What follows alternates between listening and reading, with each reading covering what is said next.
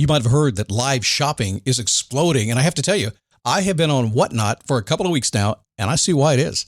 Now, Whatnot is my sponsor, and they are the reason I got on the platform and checked it out. I'm glad they did. They made it easy for me. I'm going to make it easy for you. I love it. Whatnot is where you get great products without paying full price. It's that simple. I'm hooked on their live shows, too. You got to see them. They're so much fun. And I see why Whatnot has climbed to the top of the App Store. And listen, if you're selling online, or maybe you have a storefront and you're hoping people will find your listing or maybe walk in your store, Whatnot flips that, because on Whatnot, you go live and you sell directly to people in real time. And I may admit, although you didn't hear from me, I may have picked up a couple of power tools or so in the past couple of days. I'm just saying. Whatnot, it's the largest dedicated live shopping platform with beauty, collectibles, electronics, luxury, fashion, even cookies, and anyone can sell. In fact, people who sell on Whatnot sell 10 times as much as any other major marketplace. That's because you're not just listing products, you're building real connections with buyers. So whether you're shopping or you're selling, download the Whatnot app today and get free shipping on your first order. Just search WHATNOT, Whatnot, in the App Store and start scoring amazing deals. So I was whining to my wife the other day, said, I need new glasses. And she said, well, get some. I couldn't tighten them anymore. They were scratched. You know the thing, right? But I didn't want to go through the process because you have to make the appointment. You have to spend weeks to get them done. And you got to pay a fortune, right? That's real. But I did. I spent $500 on frames and glasses, and that was cheap. And then I ordered a pair from my sponsor, Zenni Optical, for $70. Zenni is an online eyewear shop, prescription glasses, sunglasses, blue light lenses, starting at under $30. You go to Zenni.com, you pick a frame, upload your prescription, and they ship it to your door. No appointment, no store, no upsell at the counter. And by the way, if you are saying, do I really need new glasses, or do I have to put up with one pair to do everything I need to do for the next 2 years? No, you can get what you want starting at under $30. And if you've never bought glasses online, don't worry about it. I haven't either. Zenni has a virtual try-on so you can see exactly how the frame looks before you commit to buying them, with no salesman looking at you saying, those look good, but these expensive ones would look better. No, you don't get that. I'm excited. I can't wait to get my Zenni glasses and tell you more about them. If your glasses are overdue for a refresh, now's the time. Go to Zenni.com/podcast and use the code podcast15 for 15% off your first order. The styles sell out, so don't sit on it. That's Zenni.com/podcast. Promo code podcast15.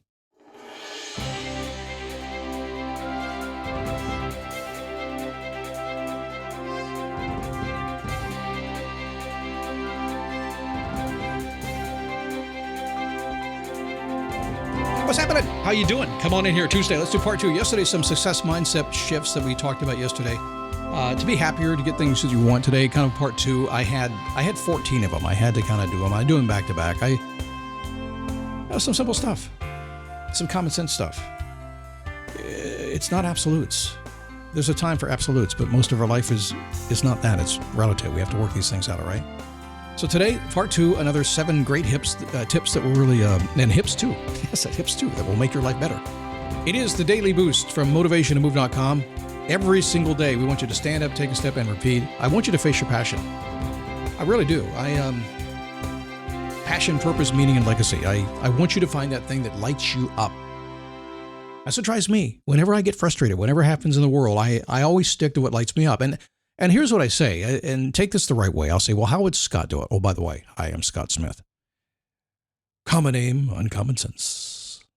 How would Scott do it?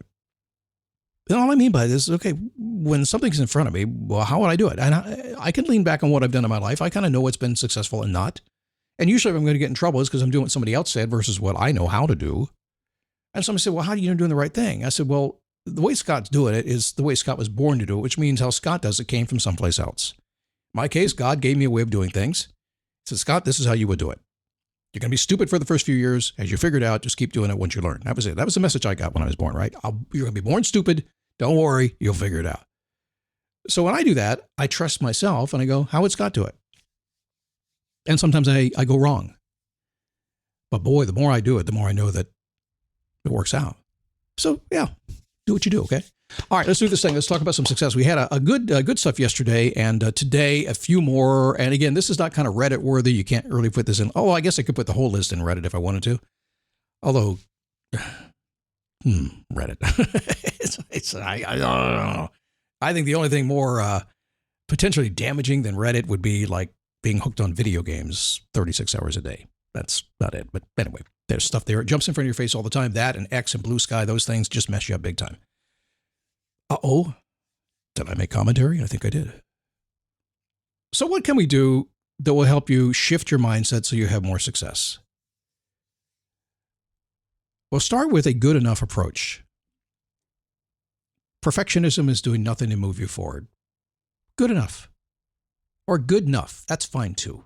Now, some people are going to argue, and I've actually had people fight me on that. Things have to be perfect. And I'm going to agree with you, because some things do have to be perfect. And some things you just want to be perfect because that's your choice, and that's fine. And there are some things like, brain surgery, rocket science, having your hips done like I did over a year ago. It's got to be perfect, right? You can't be messing around with it. So do not get me wrong. There are some things that need to be. It's like when I say you should be willing to quit and give up on things. Some people say, no, you should never give up. You should always push through it. Not everything. Some things need to be quit. Some things, absolutely. There's a lesson we learn. See how confusing life can be? But for today, for this one, good enough is good enough for most everything. And the thing is, if you lock your life down and make it simple, it's amazing what happens is that good enough actually becomes perfection all by itself. Perfectly executed every day, because the compounding effect over time of being good enough and not reinventing the wheel every single day just makes perfect out of good enough. Oh, somebody write that down. That was awesome. Number 2, use your one mind to do one thing. Multitasking is a splitting of energy. It is delaying your success. Now, again, we live in a different world these days.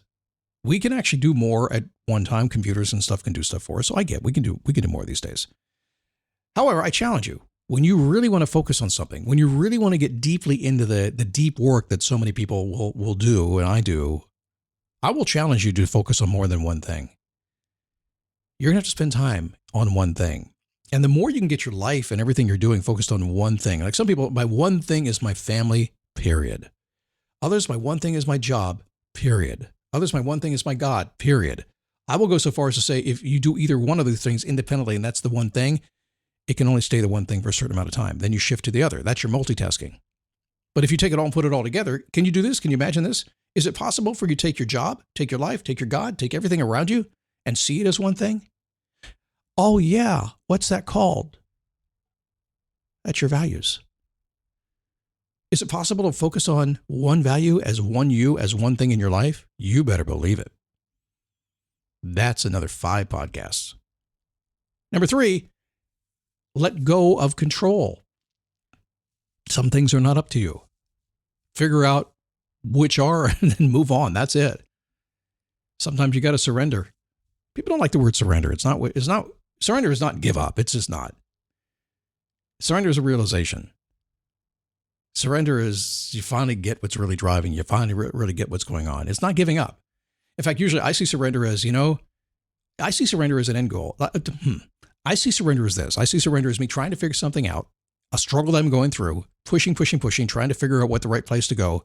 And eventually I just surrender into, oh, I found it. Here it is. It's not dramatic. It's nothing there. I just go, nope, let's lean into it. Now, we can talk about that again for another 3 podcasts, but let go of some control. You just don't need it. Let somebody else control it. I do not care. I took a motorcycle trip to North Carolina. We had 5 guys. I said, I don't want to be out front. You guys lead. One guy said, I have a good GPS. I want to be out front. I said, awesome. I'm going to be in the middle. Why is that? Because I can follow the guys up front and have some people behind me too if I break down. Who cares? Didn't matter. Number 4.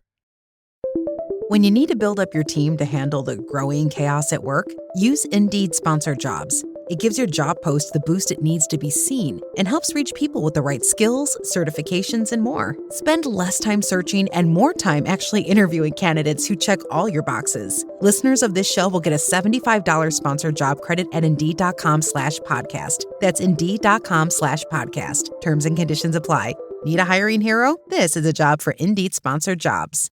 Say no to anything that does not directly support your goals, your values, your vision. Do something in the hopes of getting what you want always. Do what you know will get what you want. Now, when I say that, I got to say this. Not at all cost. Don't run over people. Don't run over things. And we're all going to do it. When you're younger, particularly, you're going to put your direction on this, and you're going to hear somebody like me say, just focus on your goals and go for it. And you can say, that's it. And you're just going to trample all over people and things. And you're going to have to say a lot of apologies and go to therapy and all that stuff later on. So when I say no to anything that does not directly support your goals, you got to keep that in perspective. I might say Say no to anything that doesn't directly support your values, what you've determined to be important to you, how you think the world should be. Don't worry about that. It may not be everybody's worldview, but it is yours. And if it's important to you, then say no to everything that doesn't support that. Or at least have a conversation. Remember, values can change. They can. They're supposed to.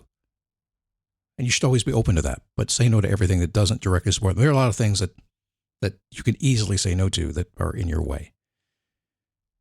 Number 5, hang out with supportive people, positive people, nurturing people. Let toxic people create their own group. They do it just fine. But they're always recruiting. They are. And they're always infiltrating. They always are.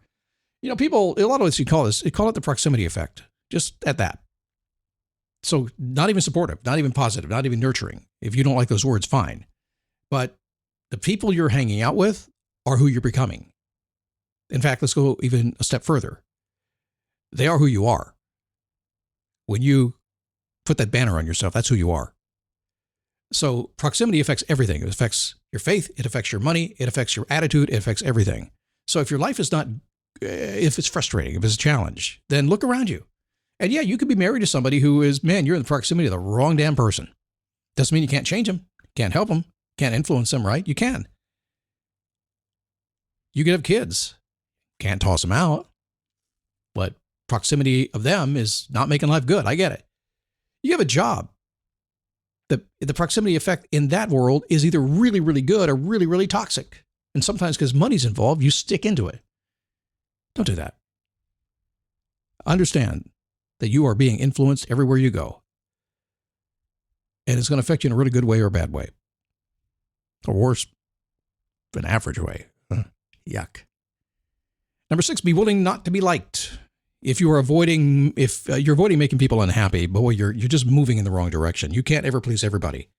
And listen, I'm a guy who really takes that to heart. I don't like to make people unhappy. And by the very nature of this podcast, I do make people unhappy because I don't do this the way other people do. I do it my way. And a lot of people don't agree with me. And I used to try to make them happy. Sitting on the fence, getting splinters on my ass. I decided not to do it anymore. It's like, okay, well, whatever. Listen, there's 8 billion people on this planet. I really used to think I could make them all happy, but now I know I can't. There's about, 15, 16. Boom, that's a win. Maybe there's more than that. There may be. It's a pretty big podcast. There may be more than that. Number 7, focus on the story of you. You're so much more interesting than anything on social media, anything on television. You are so much more exciting. When you focus on yourself and what your story is to be as you write your story along the way, you kind of minimize that influence coming your way. And watch what changes when you do that. You will begin to have more influence on the world around you than you ever thought possible. A couple of weeks ago, I started using a phrase called influential warfare. And I began to see it exactly what it was. I have a fighting background, being a martial artist for all the years I was. I tend to come up with fighting words. I will use those words. I try not to all the time because it's just not great to be talking like a fighter, right? But still, the reality is this, that I think you are at war when you're trying to battle off the influences that are potentially pulling you in a direction you don't want to go. At the same time, I think you're offensively trying to influence people in the way you want to go, and hopefully that's a positive way. So I think you are fighting some influence or influential warfare today. And I think the more you understand that and realize that, the more you begin to really take control. And everything else we talk about is just kind of hacks to make things easier for you. But ultimately, that's not what we're doing here. It's getting you in a point where you just love what's going on in your world and you can help other people do the same.